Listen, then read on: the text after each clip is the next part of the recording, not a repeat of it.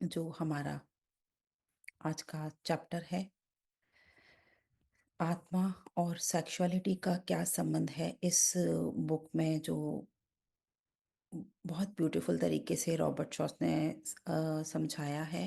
Examples उन्होंने दिए हैं अपने हर चैप्टर में, जो उन्होंने सैकड़ों ऐसे लोगों के साथ में उनका पास्ट लाइफ देखा है, एक मीडियम और चैनल्स के माध्यम से, और देखा कि ये जो चैलेंजेस हैं सोल अपनी ज़िंदगी अपनी जर्नी में क्यों लेकर आती हैं, और उनके पीछे उनका क्या लेसन होता है या कर्मा होता है, वो सारी चीज़ें। तो वो बता रहे हैं यहाँ पर कि हम में से बहुत सारे लोग सेक्सुअलिटी को अपनी एक आइडेंटिटी के जैसे एक तय की हुई चीज़ मानते हैं, कि असली और उसी को पूरी अपनी पहचान बना लेते हैं। लेकिन आत्मा के लेवल से हम देखें तो सोल का तो कोई जेंडर नहीं होता है। हम सिर्फ एक ऊर्जा से भरे हुए हैं, हम सभी एनर्जी बीइंग हैं। और सुंदर जो हमारे अंदर, सभी के अंदर मस्कुलाइन और फेमिनाइन एनर्जीज हैं, उसको बैलेंस करना है। उसी के लिए हम यहाँ पर जन्म दर जन्म ले रहे हैं।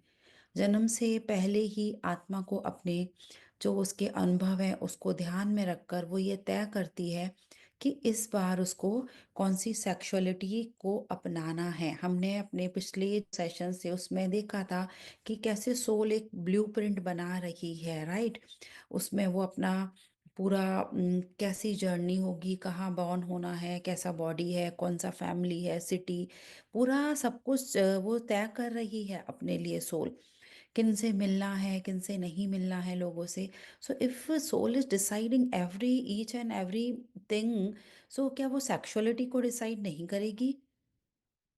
तो यदि वो ऐसा कुछ ही किसी सोल ने ऐसा जेंडर कुछ ऐसे डिसाइड किया है, तो वो भी एक बहुत उसका समझ और प्यार के साथ डिसाइड किया, सोल लेवल पर जो अनकंडीशनल लव है उसके साथ में किया है।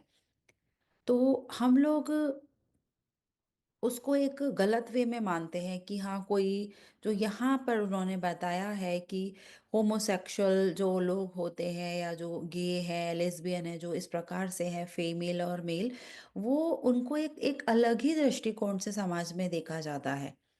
बहुत सारे मीन्स समाजों में इसको अपनाया गया है।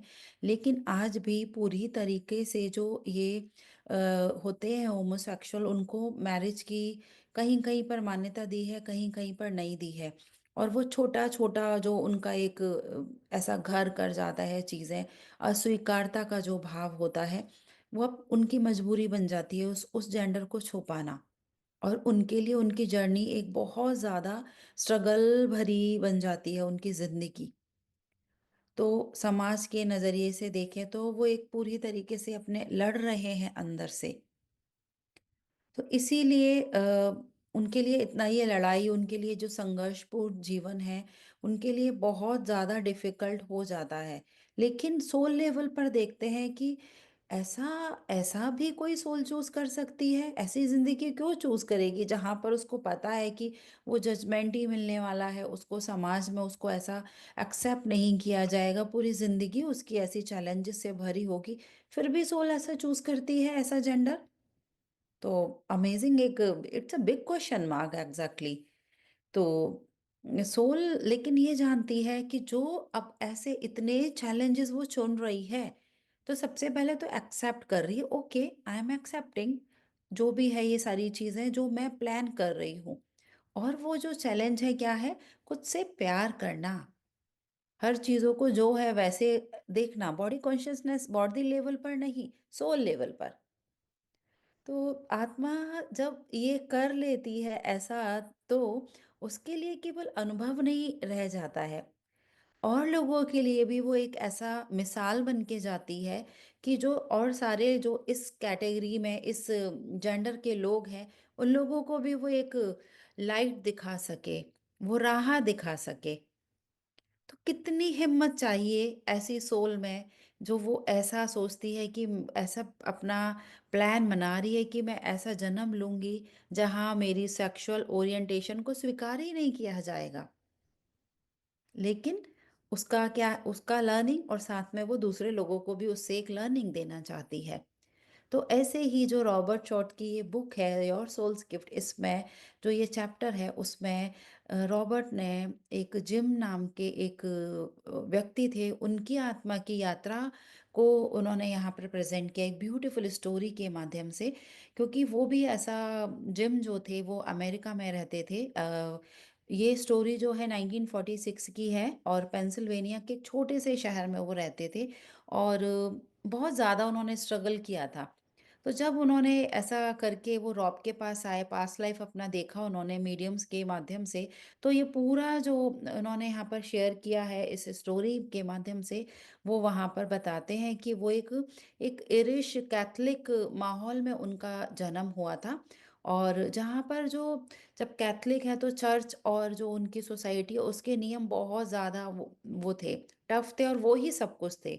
बहुत बार होता है ना कि यही हमारा बस एक लकीर के फ़कीर की ये है तो ये ही है, उसके आगे ना देखना है, ना उसके पीछे जाना है, पूरा स्ट्रिक्ट होते हैं, बहुत स्ट्रिक्ट रूल्स होते हैं जैसे फैमिली के होते हैं, सोसाइटी के होते हैं, फिर वो ऐसा एक दूसरे के ऊपर लागू करना स्टार्ट करते हैं। तो यही बता रहे हैं कि जिम जो थे बच्चे हैं, एडोलेसेंट में जब हो रहा है बॉडी में हार्मोनल चेंजेस हो रहे हैं प्यूबर्टी में, तो उनको समझ नहीं आता कि क्या हो रहा है हमारे साथ। और जब इवन बहुत सारे स्कूल्स में अभी सेक्स एजुकेशन दी जा रही है, लेकिन फिर भी ओपनली उसको उतना ज़्यादा जब बताया नहीं जाता, और घर में या यदि या किसी के आसपास में या किसी सराउंडिंग्स में कोई ऐसा हम जानते हैं या कोई, तो हम भी सब छुपा-छुपा वैसे उसको रखने की चीज़ें मानते हैं कि नहीं बताना, पता नहीं एक गिल्ट और शेम वाली चीज़ फ़ील करते हैं। तो जब अपना इसमें थे अडल्टहुड में थे तो उन्होंने अपने फ़ादर की अलमारी में एक ऐसा लाइक सीक्रेट गे नॉवल जो देखा उन्होंने। तो वो बोलते हैं देखते हैं ओह! ऐसा फैंटेसी बुक मेरे फ़ादर की जो बुक उसमें है अलमीरा में क्यों है? और वो बहुत एक सरप्राइज़ से हो गए। उनको अपने बॉडी में भी ना कुछ अलग-सा चेंजेज़ लगता था लेकिन समझ नहीं आता था। तो वो सोचते हैं कि ये बुक है ऐसी मेरे पापा की अलमीरा में, तो क्या वो ऐसा फ़ील कुछ करते हैं क्या? जो जिम फ़ील करते हैं? तो वो उनके माइंड में ऐसा चल रहा है और यहाँ पर उनकी पूरी सेशन चल रही है रॉब के साथ में। तो वो बोलते हैं कि मैंने उस समय जो मेरी फीलिंग थी, उनको वो दबा देते हैं। मीन्स कि क्योंकि वो नॉर्मल उनकी सोसाइटी के लोगों के साथ में वो उनकी फीलिंग मैच नहीं हो रही है। तो वो आगे बता रहे हैं कि मुझे हमेशा बॉयज़ के साथ रहना अच्छा लगता था, लेकिन मुझे समझ ही नहीं आता था कि क्यों है ऐसा, मुझे क्यों अच्छा लगता है। तो बस उनको ये पता था कि ऐसा मुझे अच्छा लग रहा है बॉयज़ के साथ रहना, तो ये बात किसी को बतानी नहीं चाहिए।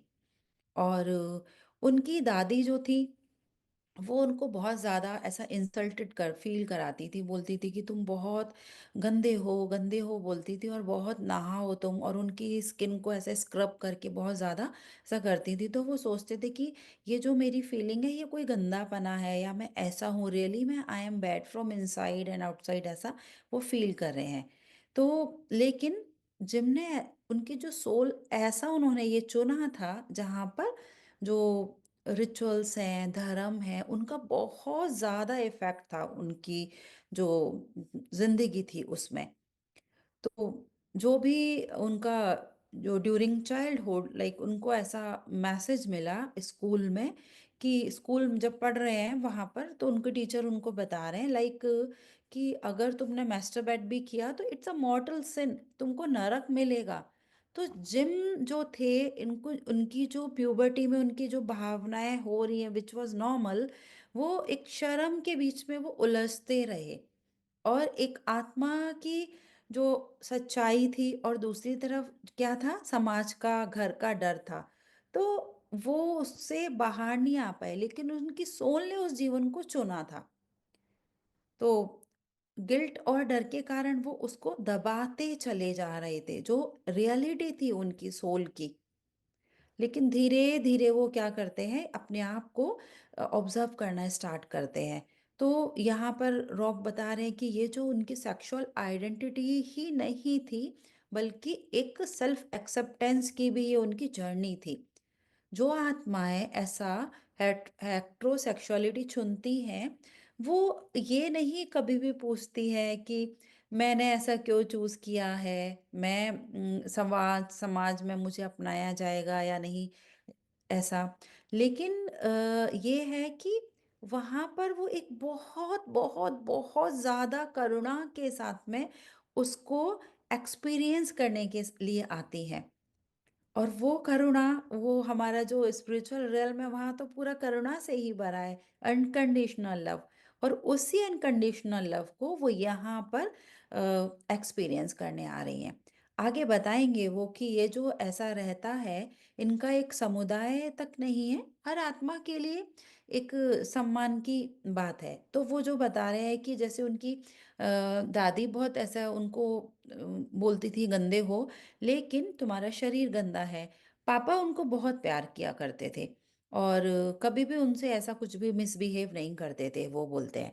लेकिन वो मुझे हमेशा, जब दादी मुझे ऐसा करती थी मेरे साथ में टॉर्चर या मिसबिहेव, तो पापा साइड से ले जाकर उनको बोलते थे कि तुम बहुत अच्छे हो बेटा, तुम्हारा जो ये बॉडी है ये ईश्वर का उपहार है और ये बहुत ब्यूटीफुल है।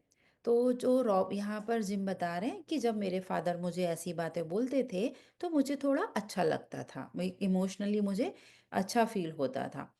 तो और उनका चाइल्डहुड में ही उनका एक खास दोस्त था जिम का, तो जिसका नाम माइक बता रहे हैं यहाँ पर।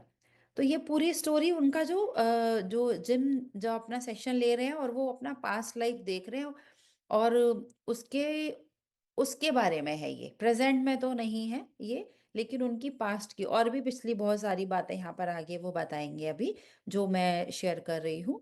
तो जो उनका फ्रेंड था माइक, माइक बहुत बार, और वो दोनों बहुत बार खेलते थे आपस में, जैसे फ्रेंड्स खेलते हैं, बहुत आउटिंग पर जाना है और घंटों घंटों साथ में रहना है, ऐसा। और बहुत अच्छा उनका रिलेशन था, फ्रेंडशिप बहुत अच्छी थी जिम की। तो जिम की दादी जो थी वो उनको जैम बोलती थी और उनको भी चिढ़ाती थी। तो वो बता रहे हैं कि एक दिन वो अपने उनका एक खाली प्लॉट था वहां पर कुछ लड़कों के साथ वो खेल रहे थे। तो माइक और जब उनको उसमें एक छोटे से क्लब हाउस में लेके गया और वहां पर वो थोड़ा सा एक कुछ कम्युनिकेशन कर रहे हैं रिलेटेड टू द सेक्स। तो वहां पर उन्होंने बोला कि this was my first exploration journey regarding the sex, जहां पर उन्होंने इसको एक्सप्लोर किया। तो उसके बाद उन्होंने क्या किया, उनके एक डिफरेंट सा फीलिंग हो रहा है और उन्होंने और बुक्स पढ़ना स्टार्ट किया उसके बारे में। पब्लिक लाइब्रेरी में वो गए और ढूंढते रहे किताबें ऐसे कि रिलेटेड टू दिस टॉपिक क्या क्या हो सकता है। लेकिन अंदर अंदर उनके चल रहा था कि मुझे ये सब बुक्स नहीं पढ़नी चाहिए। और लेकिन वो क्या करते थे, चुपचाप से कॉर्नर में जाते थे एवरी सैटरडे और बुक्स पढ़ते थे। और उसके बाद में माइक से उससे बहुत बहुत देर देर तक बातें करते रहते थे ऐसा करके। और दोनों का बहुत इंटीमेट ऐसा उस समय रिलेशन हो जाता है और उनको वो बहुत अच्छा लगता है। और उसी समय जब वो हाई स्कूल में थे तो जिम की एक और दोस्त थी सू, जो एक फीमेल थी। तो माइक और सू भी, वो भी दोनों अच्छे फ्रेंड थे। तो ऐसे ये तीनों का मिलाकर एक अच्छा सा ग्रुप बन जाता है और ये बहुत अच्छे से बेस्ट फ्रेंड हो जाते हैं तीनों लोग और बहुत टाइम साथ में रहते हैं। और यहाँ पर कॉलेज में जब ये आते हैं तो जिम और सू की जो फ्रेंडशिप थी वो उनका एक रिलेशनशिप में बदलने के लिए वो करते हैं, क्योंकि वो बहुत ज़्यादा प्यार करते थे सू को। दोनों अपना सेकंड ईयर के बाद, कॉलेज के बाद शादी कर लेते हैं। तो शादी करने से पहले सू उनको मना करती है, बताती है कि मैं शादी नहीं कर सकती बिकॉज आई एम इनफर्टाइल और आगे चल के मैं आपको कुछ, मैं ऐसा बच्चों का सुख नहीं दे पाऊंगी। तो जिम इतना प्यार करते थे उससे, वो बोलते थे इट्स ओके, ये कोई मैटर नहीं करता मेरे लिए कि तुम इनफर्टाइल हो, मैं तुमसे बहुत ज़्यादा प्यार करता हूँ और मैं तुमसे शादी करना चाहता हूँ। क्योंकि सू के साथ प्यार का उनका एक जो एक्सपीरियंस था बहुत डिफरेंट था और वो हर हाल में दोनों खुश रहना चाहते थे। तो दोनों की मैरिज हो जाती है और उसके बाद में देवर लाइक इजीली, लाइक देवर कंपेटेबल सेक्सुअली ऑल्सो, दोनों लोग जो थे सू और जिम थे। तो एक बहुत ज़्यादा उनका प्यार और ऐसा अच्छे से रिलेशन चल रहा है, और वो बता रहे हैं कि मैंने अपने अंदर कभी भी जो सो के अलावा किसी दूसरे के प्रति मैंने एक अट्रैक्शन अपने आप। तो हम जो बता रहे हैं कि यहाँ पर वो रॉब उनसे क्वेश्चन पूछते हैं कि जब उनका ये सेशन चल रहा है कि जब आप बता रहे हैं कि आपने कभी ऐसे महसूस नहीं किया किसी दूसरे के इंसान के बारे में, और तो उस समय भी आप जो जेंट्स के बारे में कुछ सोचते नहीं थे क्योंकि वो तो गे थे ना, इसलिए। तो जिम एक स्माइल से आंसर करते हैं कि मैंने ऐसा कभी कॉन्शियसली नहीं सोचा, लेकिन अंदर कुछ हाँ उनके माइंड में ऐसा आता है कि वाकई में क्या मेरे दिमाग में ऐसा कुछ था कि नहीं, वह सोचने के लिए अपने आप को जैसे मजबूर हो जाते हैं उस टाइप से। तो वो अब आगे स्टोरी बता रहे हैं कि उनकी जो अब ये आगे स्टोरी है, अ, हम में से सभी के भीतर के उस हिस्से को एक टच करने के लिए मजबूर करती है, जो खुद को जैसे कहीं ना कहीं एक उलझन में रहते हैं ना, चाहे इस टॉपिक से रिलेटेड नहीं, कोई और भी उलझन हो। तो वो तो जिम की शादी का जब 1 ईयर हो जाता है, एक दिन वो अपने दोस्त के साथ एक वो देखने जाते हैं, फिल्म देखने जाते हैं। तो एक सामान्य सी फिल्म थी, लेकिन जब वो बाहर आते हैं फिल्म देख के, तो उनके अंदर ना एक बहुत अजीब सा एक डीप सा एहसास होता है। वो सोचते हैं कि मुझे तो उन फीमेल्स के चेहरे ही याद नहीं है जो मैंने इस मूवी में देखे। मुझे तो सिर्फ जो हैरी है उसमें उनका बॉडी और उनके शरीर का मुझे हर हिस्सा और वो फेसेस वो ही याद है। और उनको लगा कि कुछ मेल के लिए उनका एक अलग ही अट्रैक्शन है। तो उस समय उनको ऐसा समझ में आया कि मैं एक गे हूँ।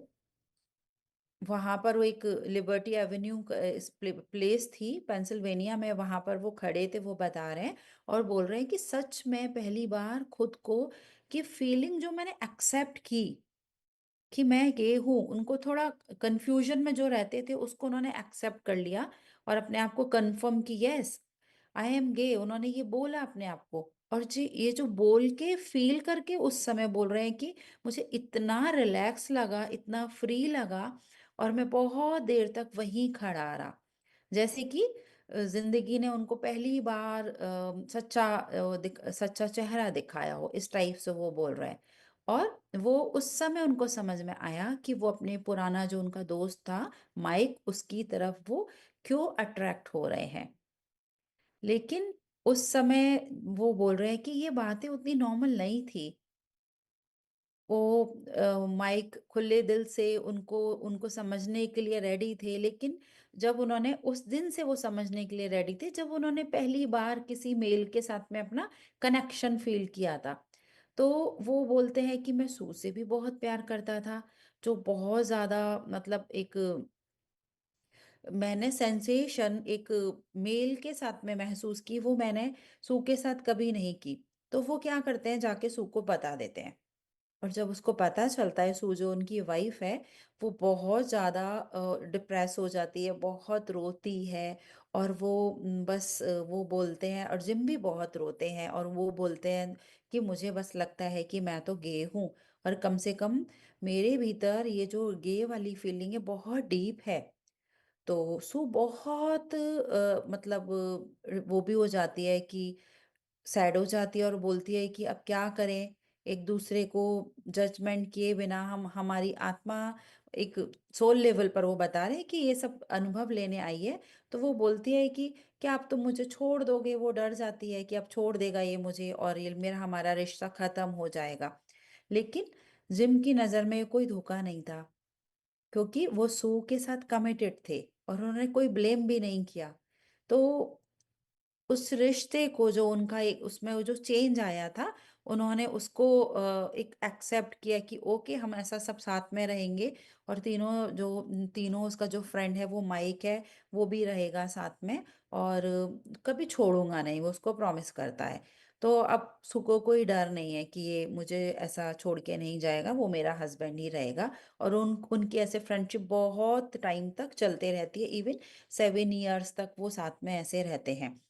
7 इयर्स के बाद में यहाँ बता रहे हैं कि उनका ट्रांसफ़र होता है, वो एक कैलिफ़ोर्निया, अगेन यूएस में एक और सिटी है, वहाँ पर वो चले जाते हैं। तो जैसे ही वो वहाँ कैलिफ़ोर्निया पहुँचते हैं, जिम और सू, अगेन वो सू रोने स्टार्ट कर देती है, क्योंकि वहाँ पर उनका माइक जो फ्रेंड था, वो छूट गया था।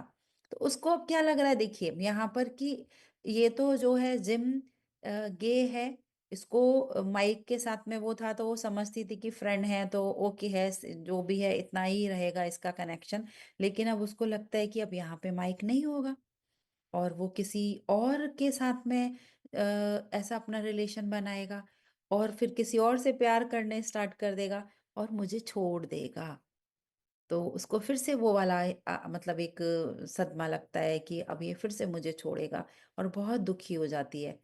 तो जिम उसको कभी भी लेकिन दुःख नहीं देना चाहता था और वो ऐसा पूरा एकदम डिसाइड करता है कि ओके, मैं प्रॉमिस करता हूँ तुमसे, मैं कभी भी किसी भी मेल के साथ कोई ऐसा रिलेशन नहीं बनाऊँगा। लेकिन ये जो रिप्रेशन वो कर रहा था उसके लिए बहुत पेनफुल हो गया था।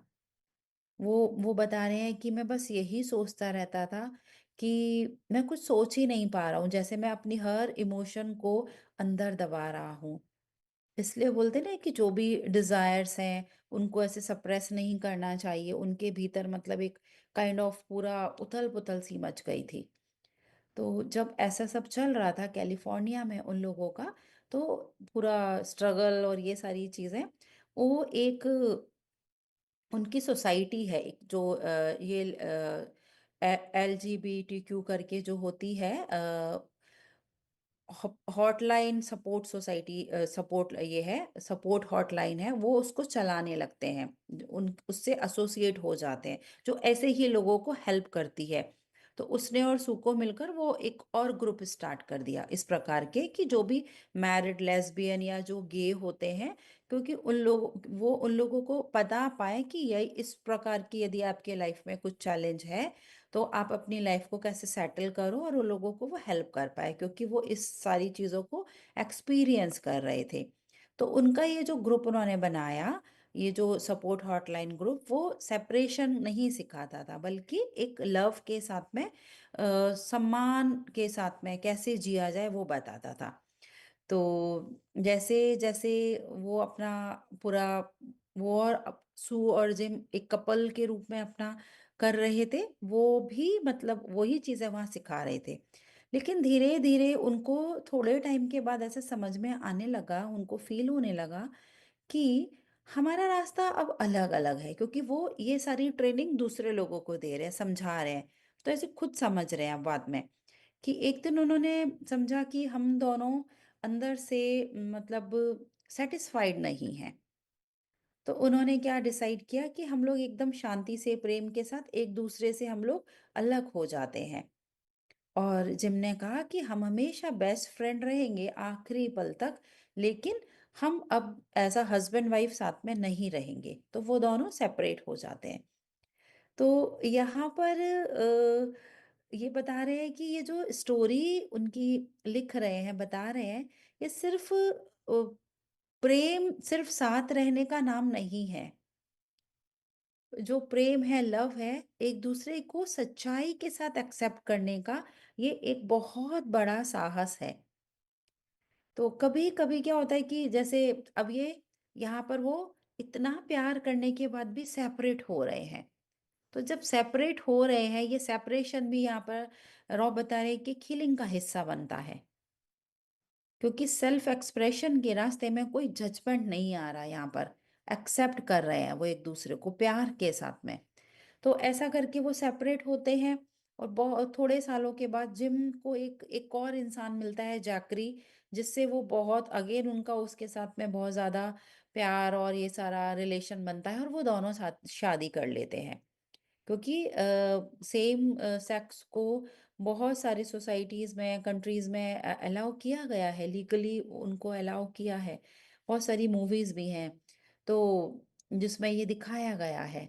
तो वो शादी कर लेते हैं और बहुत अच्छे से साथ में रह रहे हैं, और जिम नॉर्थ कैलिफोर्निया में एक नॉन प्रॉफिट ऑर्गेनाइजेशन चलाते हैं, जहाँ पर वो जो गे होते हैं उनके हार्ट सर्कल से जुड़कर और एक सेफ स्पेस में उनको लाया जाता है, जहाँ पर वे खुलकर सब एक दूसरे से बातें कर सकते हैं, और जो मेन उनको एक एचआईवी डिजीज ज़्यादा होने के चांसेस होते हैं, उससे प्रिवेंशन करने के रूप के भी उनको बहुत सारी टीचिंग्स दे रहे होते हैं वहाँ पर। तो वो ये सारी चीज़ें बता रहे हैं। आगे वो पूछते हैं कि अगर आपसे आकर कहे कि कोई, मुझे लगता है कि मैं गे हूँ लेकिन मैं कंफ्यूज हूँ, तो आप क्या सलाह देंगे? वो ऐसा जिम से पूछ रहे हैं। तो जिम यहाँ पर एकदम बोल रहे हैं कि बेहद डीप और ट्रू आंसर दे रहे हैं कि मैं सेक्सुअल रिलेशन में जाने से पहले सेल्फ एक्सेप्टेंस को सही मानूंगा। तो ओके, ये उनका आंसर होता है, क्योंकि यदि कोई अपनी आइडेंटिटी को जैसे उससे हट जाए, तो वो दुनिया को शेयर नहीं कर सकता। सबसे पहले खुद जो भी कुछ लोग हैं उनको वो बता रहे हैं कि उनको ढूंढो जो आपको पूरी तरह से समझे, उनसे बात करो, उसको उसके ऐसे लोगों को देखो जो तुमको प्यार करते हैं, और उनसे आपको पता चलेगा कि आप कैसे हैं, क्या हैं। अगर कोई होमोफोबिया दिखाए तो उनको पर्सनली मत लो, और इस प्रकार के डर को आप अपने ऊपर मत हावी होने दो। और फिर वो बोल रहे हैं कि अब आपने इस जीवन से क्या सीखा? तो ये जो जिम का आंसर है, वो बोलते हैं कि मैंने इस जीवन से रिप्रेशन ये सीखा कि काम नहीं करता है। झूठे जीवन के साथ में कभी भी सच्चा सुख नहीं मिल सकता। अगर आप अपने अस्तित्व का सिर्फ एक हिस्सा ही दुनिया को दिखाते हैं, तो खुद भी आधे अधूरे ही रह जाते हैं। सेल्फ एक्सप्रेशन ही जीवन को कंप्लीट बनाता है, और यही से होता है जो हमारा एक सच्चे सुख की शुरुआत, जब आप अपने आप को सेल्फ पूरी तरह से जैसे हैं वैसे आप एक्सेप्ट करते हैं। तो ये सेल्फ लव की भी एक शुरुआत है। तो इस प्रकार से वो एक मैसेज दे रहे हैं, उस उनका आंसर यहाँ पर रॉब के लिए नहीं, वो बोले पूरी सोसाइटी के लिए है। तो अब वो बोल रहे हैं कि जिम की कहानी सुनने के बाद एक सवाल उठता है कि अगर उनकी आत्मा ने गे होने का अनुभव चुनना था, तो फिर उसने ऐसा समय, ऐसी जगह क्यों चुनी जहां ये बात समझी या स्वीकार ही नहीं की जानी थी? इतना टफ उनका जो एक ऑर्थोडॉक्स फैमिली और ऐसा समाज, और साथ में सूखा क्या, जब उसने पहले से ही, जब उसको पता था कि क्या उनको पता जिम से उनकी शादी होगी, फिर जिम अपनी सेक्सुअलिटी को लेकर क्लैरिटी पाएगा, और माइक जिसका जिम से बहुत ज़्यादा प्यार था, तो इन सब लोगों की क्या कोई पास्ट लाइफ से कोई उनकी ऐसी प्री बर्थ प्लानिंग थी क्या? तो इसके लिए ये क्वेश्चन किया अब रॉब ने। तो रॉब जब कर रहे हैं ये क्वेश्चन, तो वहां पर एक मीडियम है, मीडियम के थ्रू कर रहे हैं, गाइड और मीडियम वहां पर है उनके थ्रू। तो क्योंकि वो हिप्नोटिस्ट है, हिप्नोटाइज करके ही वो सारे अपने जो भी सेशंस करते हैं, तो एक स्टैची करके एक मीडियम है, वो वहां पर आते हैं, वो ध्यान करते हैं, और ध्यान करके वो जिम की सोल के जो कार्मिक पैटर्न है, उसके सोल चैलेंजेस को वो चेक करते हैं कि क्या है। तो वो बोल रहे हैं कि मुझे जो दिखाई दे रहा है कि माइक के साथ में जिम का बहुत पुराना रिश्ता है, माइक के साथ में जो उनका फ्रेंड था, जो सिर्फ फिजिकल या रोमांटिक नहीं था, बल्कि अनकंडीशनल डिवाइन लव के जैसा था। और माइक की जो एक सोल थी, वो बहुत एक मैच्योर सोल थी, बहुत सारे जन्मों में वो पुजारी साधु इस प्रकार से वो रह चुकी है। लेकिन वो जैसे बोलते हैं ना कि वो खुद ही को जो ऑल दैट इज है उसको ही एक प्राथमिकता देता था, लेकिन उसका जीवन पूरा दूसरों की सेवा में बीतता था।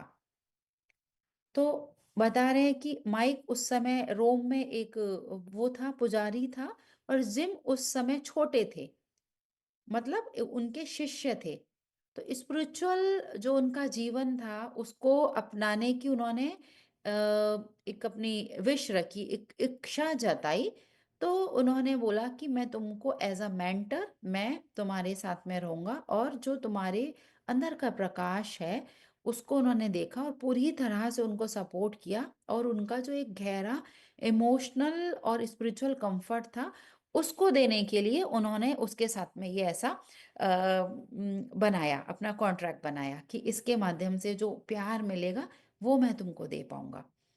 तो इस जीवन में भी, और जो सोल कॉन्ट्रैक्ट जो उनका फिर से जो उन्होंने बनाया, वो भी ये था उनको कि सेल्फ एक्सेप्टेंस की यात्रा में उनको हेल्प कर सकेंगे, क्योंकि सेल्फ एक्सेप्टेंस जब ही आएगा फ्रेंड्स, जब हमारे अंदर खुद के लिए प्यार होगा। हम अपने लिए प्यार लाना ज़रा डिफ़िकल्ट हमको लगता है, क्योंकि हम अपने आप को ना तो प्यार कर पाते हैं खुलकर, ना ही माफ़ कर पाते हैं। किसी दूसरे का कुछ रहेगा तो हमको सब आता है कि उनको एक्सेप्ट करें, माफ़ करें, हर चीज़ करें, लेकिन खुद के लिए ज़रा हम एक पीछे से हो जाते हैं। तो जो माइक और जिम का था, वो एक बड़ा एक आत्मिक रिश्ता था। ये वो बता रहे हैं, पिछले जन्मों में उनके बहुत सारे जन्म में साथ में रहे हैं, कहीं कभी-कभी वो उनके पिता भी रह चुके हैं, और बहुत साथ में उन्होंने काम भी किया है। तो ये ऐसा वो उनके जो स्पिरिट है वो बताते हैं, गाइड। अब वो पूछ रहे हैं कि तो कर्मा का क्या उनका? तो कर्म क्या इनका? क्योंकि यहाँ पर रॉब ने बताया है कि हर सोल अपने कर्मों को बैलेंस करने के लिए, और पास्ट लाइफ का उसका जो भी लेसन है, उसको करने के लिए और अपने आप को हील करने के लिए। लेसन लर्न करना है, कर्मा बैलेंस करना है और हील करना है। ये 3 पॉइंट्स पर उनका बेस्ड है पूरा ये स्टोरी। तो वो बोल रहे कर्म का क्या? तो जो स्पिरिट गाइड बोलते हैं कि जिम इस जन्म में सबसे बड़ी कार्मिक चैलेंज उनकी यात्रा थी, जिम की इस जन्म की सबसे बड़ी अपनी क्या थी वो, जो उनकी खुद की रियलिटी थी उसको पहचानना, और उसको पहचानने के साथ अपने इमोशनल और फैमिली के जो भी उनके बीच में जो ऐसे ट्रिगर्स थे, उनको उनके साथ में बैलेंस करना। क्योंकि उनके जो ये फैमिली जो लोग थे, वो भी इस जीवन से उनके साथ में उनको भी कुछ सीखना था। हमेशा हम लोग अपने ही सोल फैमिली के लोगों को चूज करके आते हैं। ऐसा नहीं है कि जो हमसे रिलेट ही नहीं कर रहे हम उनको चूज करके आएंगे। तो जरा हम अपने आसपास देखें कि जितने भी जो भी सिचुएशंस है, हम ही चूज करके आए हैं, और ये सारे हमारे सोल फैमिली के ही लोग हैं। तो जिम ने कॉन्शियसली ऐसा जीवन चुना था जहाँ खुद को उनको सच्चाई के साथ जुड़ना था, और सू के साथ में उनको बड़ा सा एक बोलते हैं कि जो चेंज आ रहा है उसको उनको सहन करना था, झेलना था, उसको निभाना था। तो उनका जो भी ये रिश्ता था सू और जिम का, एक सोलमेट जैसे बोलते हैं ना, वो था बचपन से। मतलब वो एक जो जिम थी सू के साथ उनका था कि फीमेल एक रिलेटिव के साथ शुरू हुआ था, जो जैसे कि शर्म और दोष की उनके अंदर एक भावनाएं ऐसे गहरी हो गई थी, तो उनको उसको भी दूर करना था। तो उन चीजों को दूर करने के लिए वो ये दोनों मिले थे, जिम और सू। और उनका भी बता रहे हैं पास्ट लाइफ का बहुत सालों से उनका चल रहा है ये, और उनको अपनी फेमिनाइन एनर्जी को हील करना था। और बहुत सारे जन्मों में वो साथ में रहे हैं, लेकिन उनका डीप अनकंडीशनल लव था हर हर लाइफ में। तो वो बोल रहे हैं कि जिम अपनी दादी का क्या हुआ? फिर आपकी दादी थी, उनका इतना ज्यादा एक इसमें दिखाया है कि हमेशा आपको आपके बॉडी को लेकर वो करती थी, बोलती थी, बॉडी शेमिंग एंड ऑल। तो वो बोल रहे हैं कि उनका भी एक कॉन्ट्रास्ट था, क्योंकि वो भी जरूरी है। बचपन में शरीर को लेकर एक जो एक शेमफुल एक्सपीरियंस होता है, तो वो उससे उनको बाहर निकलना था। तो हम ओवरऑल पूरा देखें तो एक सोल लेवल पर बहुत ही सोच समझ कर बनाया जाने वाला ये अनुभव था, जिसे जिम ने खुद चुना था। और वो खुद ही यहाँ पर बता रहे हैं कि ऐसा ऐसा ये सब हुआ है, और साथ में उनकी हेल्प करने के लिए और पास में जाने के लिए वो स्पिरिट गाइड्स और वो जो मीडियमशिप के द्वारा यहाँ पर जो सोल्स हैं वो हेल्प कर रही हैं, ताकि वो और ज्यादा डीप में जाके उन चीजों को समझ सके। क्योंकि उनको एंड यही कि भाई अपनी सच्चाई को पहचानना है, और जो सेल्फ एक्सेप्टेंस है, जहां हम नहीं अपनाते हैं अपने आप को, ये तो एक बहुत ऐसा उन्होंने सेंसिटिव टॉपिक लेके इसके बारे में भी बात की है, जहाँ पर बात ही नहीं की जाती है। तो कॉन्ट्रास्ट एक्सपीरियंस ही चुनती है सोल, वो बोल रहे हैं, क्योंकि हम हर हर चैप्टर में आप देखेंगे कि कॉन्ट्रास्ट एक्सपीरियंस चुन रही है सोल, मतलब कि अपोजिट। बड़ा ऐसा टेढ़ा मेढ़ा कि भाई सीधा सीधा चुन लो, आ जाओ, हो गया। वो दोनों मेल फीमेल बन सकते थे, शादी कर सकते थे अच्छे से। नहीं, ऐसा वाला चूज करेगी, क्योंकि उनको लर्निंग तभी होती है सोल को, जब हम कुछ ऐसा चुनते हैं कि हमारी लाइफ में कोई सिचुएशन आए जिसमें बड़े ही स्यापे हो। वहीं से सोल को सीख मिलती है। उसको मतलब हर हर प्रकार का एक्सपीरियंस लेना है, मीठा, खट्टा और नरम, गरम जो बोलते हैं ना, हर प्रकार का। तो अपनी सच्चाई को पहचानना और उसको स्वीकार करना, वो एक बहुत टफ लगता है, लेकिन जब ऐसा करते हैं तो वो एक डीप हमारा आत्मिक विकास होता है, और यही से जीवन में बहुत बड़ा चेंज चेंज आता है। देखिए, जितने भी जैसे यहाँ पर हम भी लोग जुड़े हुए हैं, या जो अभी यूट्यूब में भी देखेंगे, जो भी स्पिरिचुअलिटी में आए हैं, लाइफ में कुछ ना कुछ ऐसा बड़ा कुछ हुआ होता है जो हमको लेकर आ जाता है। वो बड़ा अच्छा भी होता है कुछ चेंज, या वो कुछ ऐसा भी हो सकता है किसी की लाइफ में कुछ नहीं भी कम अच्छा हुआ हो। तो कुछ ना कुछ ऐसा चेंज होता है लाइफ में, कुछ ऐसा इंसिडेंट आता है जो एक एक वो ट्रिगर पॉइंट होता है, और वो हमको लेकर आ, जहाँ अंदर से आवाज आती है कि यस, हमको अब ये करना है। तो ये सारी चीजें हैं, हमको इमोशनल कार्मिक पूरी प्रकार से हमको फ्री होना है। जब ऐसे फ्री होते हैं तभी हमारे अंदर असली खुशी आती आती है। और जब वो खुश हो रहे हैं तो बोलते हैं कर्मों का बैलेंस होता है। और इसके पूरे जो खुश होना, दुख होना, बैलेंस करना, इम्बैलेंस करना, इसका पूरा मीडियम, पूरे जो बोलते हैं कि रिस्पॉन्सिबिलिटी हमारे ऊपर ही है। जितने भी लोग हमारे कांटेक्ट में हैं, सब सिर्फ और सिर्फ हमको हेल्प कर रहे हैं, लेकिन असली असली जिम्मेदारी तो हमारी है। तो जो भी हमारे रिश्ते मिले हों, जो भी हैं, चाहे हमारे तकलीफ भरे हैं या सुंदर हैं, कैसे भी हैं, हमारी आत्मा की सबसे बड़ी सीख है हीलिंग। हील करना, हील करना, खुद को पहचानना, अपने कर्मों को बैलेंस करना, और आगे बढ़ जाना। ये उनका सबसे बड़ा मतलब यहाँ पर बता रहे हैं कि कंपैशनेट सर्विस भी हमारा एक बहुत बड़ा रोल होता है सोल का। क्योंकि जिम का दिल कितना बड़ा होगा कि उन्होंने इतनी करुणा, ऐसा वाला रोल चुना। शरीर में उनके कितनी ज्यादा, जो बोलते हैं ना कि पेन रहा, वो सबको करते हुए वो सोल कितनी कंपैशनेट रही होगी कि ऐसा लाइफ में लूंगी, और अपने आप को हील करने के लिए दूसरे लोगों के लिए भी मैं एक ऐसा एक्सपीरियंस, ऐसा मैसेज दे के जाऊंगी कि वो सबके अंदर उस कंपैशन को जगा दे।